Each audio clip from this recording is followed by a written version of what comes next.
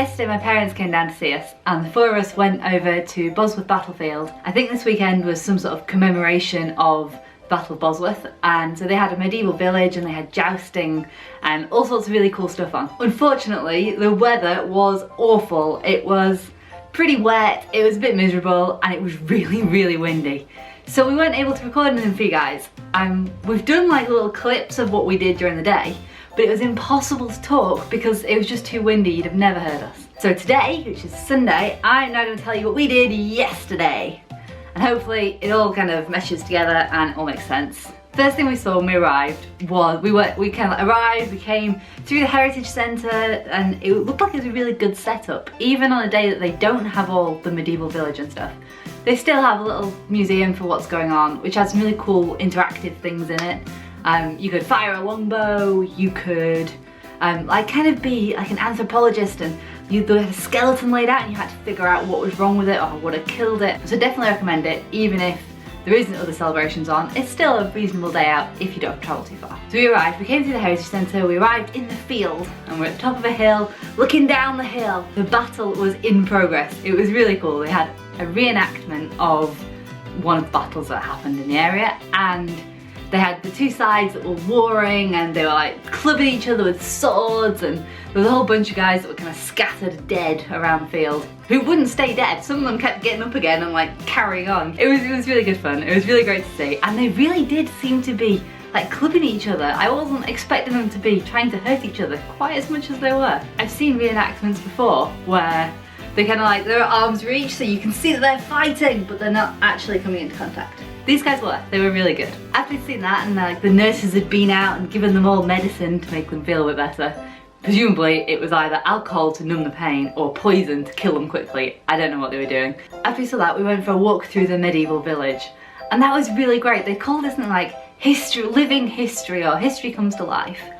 And it turns out they'd invited a bunch of different reenactment groups from around the country. Each one of those groups was performing as a certain of the part of the warring factions. So we spoke to a group that were the Nevilles, and they were waving the banners and they were really enthusiastic for their team, which I think made it into more of an event, because then you had these different teams that were all competing, who were friends and who knew each other in the real world and who were coming down here to celebrate for the weekend. Inside the Living History Village, they had a couple of little people. So they had a woman that was doing some cooking, and she was actually cooking for the people that had been on the battlefield to give them something to eat for lunch. During the day, all the people that are acting and being a part of the living history, they're not allowed to use any modern conveniences. So you saw women walking around with like glasses on, but they weren't modern glasses, they had to have old-fashioned glasses. And even the dogs that were with them, they had like ropes for leads, and they really were committed. It was great. But it meant that everything they ate and drank during the day had to have been available in medieval times. So there was like women standing around proper flame fires rather than having gas fires, and they were cooking up meatballs and they'd explain to you what they were putting in it, and it was really interesting. So they had like these beef meatballs that basically had everything in it, a couple of nuts, a couple of fruits. The next guy we spoke to was a barber surgeon.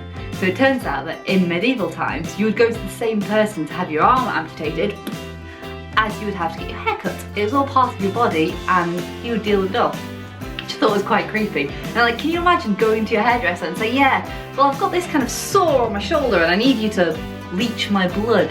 It's a bit crazy. But he was great. He was really in character, and he was showing us what tools you'd use to do an amputation, and telling us about bloodletting and when you'd need to get your bloodlet. So if your wife was a bit hysterical, you'd probably say, oh yes, she needs to have her bloodlet, and her husband would take her down to the barber surgeon, who would then just bleed her until he decided that was a sufficient amount. And if it wasn't enough, you'd have to come back next week and he'd bleed you again. But don't worry, because he'll charge you each time. We then saw some horse games, which is fantastic because they had these two opposing teams on horseback, and they called them all by name, and I'm sure if you're into your history it would have meant an awful lot more to you. I don't really know an awful lot. I kind of have the gist of the different time periods, but other than that, my history is not great. So we saw them doing these like medieval horseback games, which involve things like racing, like cantering your horse down a field and using a big stick to prod a pig on the floor.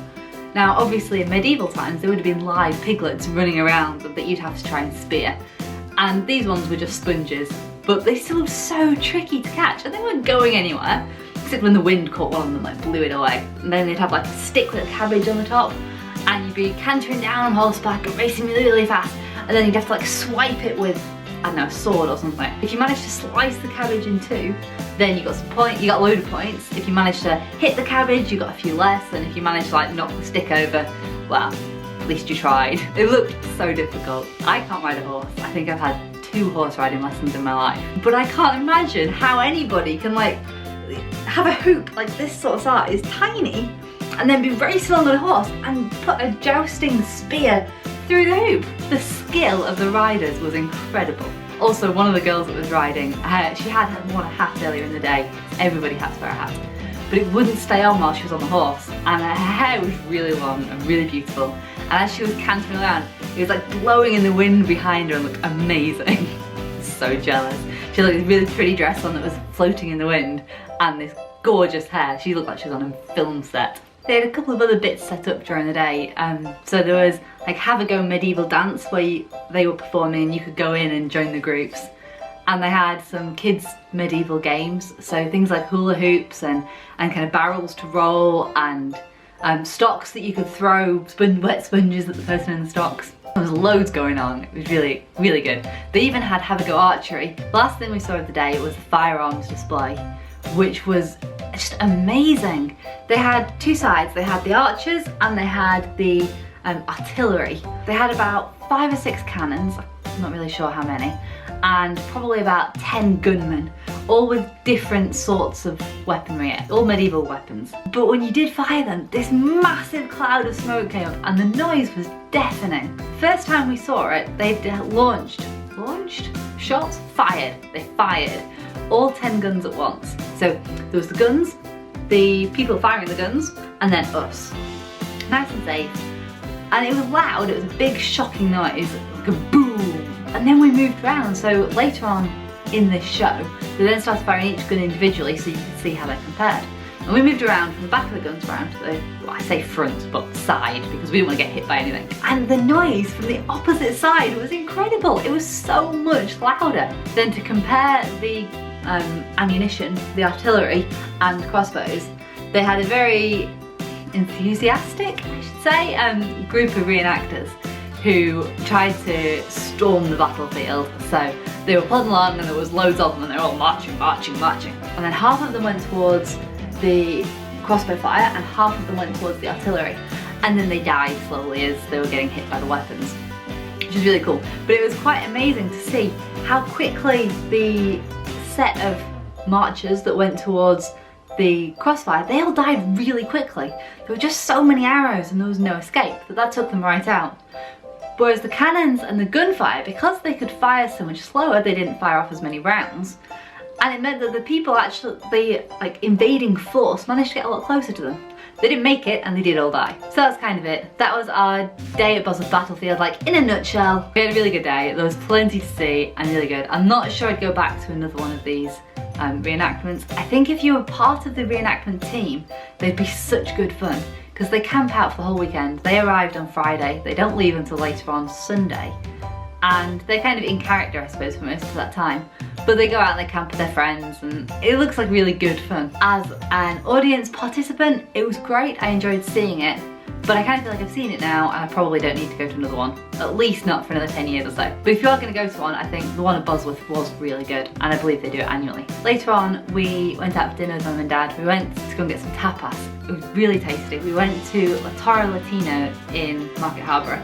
And I would definitely recommend it. Big thumbs up, and we will definitely be going back. Anyway, that was our day. I don't quite know how to finish this video because normally we say night guys, see you tomorrow, but I can't because it's already tomorrow. I don't know. Anyway, see you later guys. We went out for dinner at the Three Swans in Market Harbour and they tried to kill me. Well, they would have done if I was allergic to cheese in any meaningful way.